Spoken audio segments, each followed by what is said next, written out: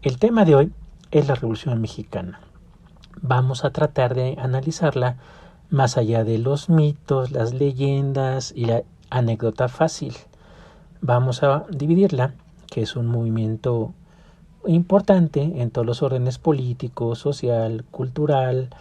Para algunos es una coyuntura en un proceso histórico mexicano, rompe muchas cosas para generar otras. Entonces, esta Revolución Mexicana vamos a ubicarla de 1910 a 1917. La primera etapa es la maderista, que la podemos enmarcar de 1910 a 1913. La otra etapa sería la constitucionalista de 1913 a 1915. Tenemos una muy interesante que por lo regular siempre se pasa por alto: desaveniencia total, 1915, 1916, cuando luchan todas las facciones. Y entonces en ese año del 16 es cuando triunfa la moción o la postura carrancista. Entonces tenemos varias etapas que vamos a ir analizando una por una. Entonces comenzamos a ver la etapa maderista de 1910 a 1913.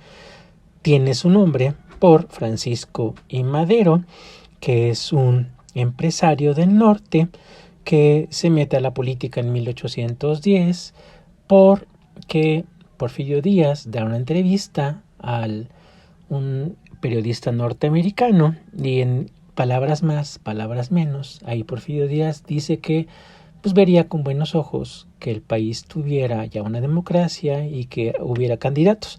Entonces muchos le toman la palabra, entre ellos Francisco I. Madero. Se va a la campaña, recorre el país, se entrevista con el Díaz, pero Díaz pues no lo toma en serio. Sabemos que en 1910 en las elecciones hay un fraude electoral que gana Díaz por abrumadora mayoría, y para noviembre 20 en 1910 pues se levanta el país en armas, principalmente el centro y el norte del país. Hay muchos personajes importantes: Francisco Villa, Pascual Orozco.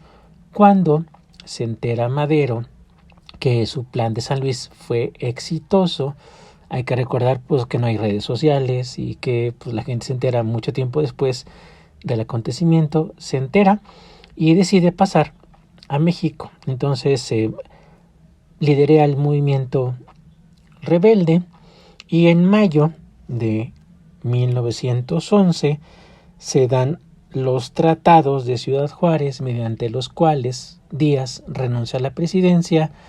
Va a haber un presidente interino que es Francisco León de la Barra, que le va a hacer un caldo gordo a Madero, y va a haber otras elecciones en donde gana Francisco I. Madero para el periodo de 1911-1917. Vemos también por otra parte pues que los problemas se le van a multiplicar a Madero. Se le revelan pues muchas personas: Pascual Orozco, se le revela Félix Díaz, Bernardo Reyes. Y para febrero de 1913, con la presión internacional auspiciada por el embajador Wilson, norteamericano acreditado en México, que es el decano del cuerpo diplomático, pues le comienza a echar pues muy mala vibra, como diríamos hoy en día, a Madero. Hay una conspiración muy extendida en el ejército, pues Madero nadie lo respeta ya. Vemos que pues muchos se le quieren levantar en armas, y pues hay dos conspiraciones en febrero de 1913, lo que se llama la Decena Trágica. Vemos que los principales generales, como es Mondragón, Félix Díaz y Bernardo Reyes, a los cuales los han liberado, pues se ponen al frente de un levantamiento militar. Matan a Bernardo Reyes en el Zócalo de la Ciudad de México. Félix Díaz y Mondragón se refugian en lo que es ahora la Ciudadela, la Biblioteca México, que en aquel momento era el depósito de armas del ejército mexicano, y las tropas leales a Madero pues van a ser sacrificadas. Madero ingenuamente nombra como comandante a Huerta, y Huerta pues va a hacer lo que él quiere porque también quiere el poder.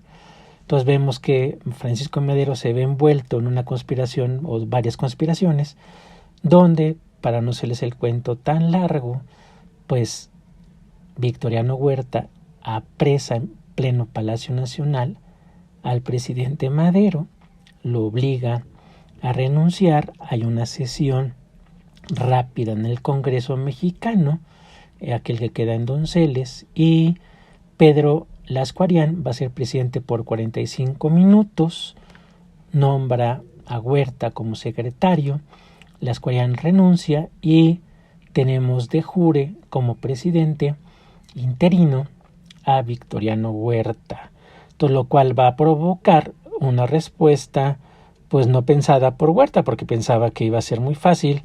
Le lanza una invitación Huerta a Zapata para que se una. Zapata desiste. Pascual Orozco también recibe la misma carta y Orozco sí apoya a Victoriano Huerta. A raíz del asesinato de Madero y de la subida al poder de Victoriano Huerta, pues va a haber una respuesta lógica de otros políticos. Vemos que el gobernador de Coahuila, Venustiano Carranza, va a lanzar el plan de Guadalupe, y este plan pues, lo que quiere es que el orden legal se vuelva a entronizar en el país. Vemos entonces que esta etapa de la revolución se llama constitucionalista, abarca de 1913 a 1915, donde pues la lucha va a ser ahora entre este sector de gobernadores con sus milicias provinciales en contra del gobierno federal y las tropas federales. Vemos que el ejército de Carranza lo va a dividir en tres frentes. Uno que la intención es venir de Coahuila para tomar la Ciudad de México. Entonces, un ejército lo tiene Pablo González, que es el ejército de Oriente. Como su nombre lo indica, pues tiene que bajar por el oriente para llegar a la capital. El otro ejército es la División del Norte, que no tiene rango de ejército, porque los pleitos que tiene Villa con Carranza. Y el otro ejército, el de Occidente, en poder, dirigido por el general victorioso más importante de la revolución, que es Álvaro Obregón. Vemos entonces que con este plan de Guadalupe de marzo de 1913 se van a unir pues algunas facciones en contra de Huerta, liderados por Carranza. En el plan de Guadalupe dice que una vez triunfado este movimiento, el primer jefe, o sea Carranza, sería presidente de la República. Entonces Carranza lo que hace, en una maniobra muy interesante, pues va a darles carbón a Pablo González y a Obregón, no tanto a Villa, pues obviamente para que lleguen con los trenes más rápidos a la Ciudad de México estas dos facciones. Entonces vemos que los tratados de Teoloyucan, con base en estos tratados del 13 de agosto de 1914, se desmoviliza, desaparece el ejército federal de Huerta. Huerta había huido unos días antes de México. Y vemos entonces al día siguiente entra Carranza a la Ciudad de México para la toma del poder. Pero vemos que a partir de aquí pues va a haber una desavenencia total entre pues las facciones revolucionarias. Se va a tratar de que estos problemas se desaparezcan o por lo menos limen las asperezas, negocien, y se convoca a una convención en Aguascalientes.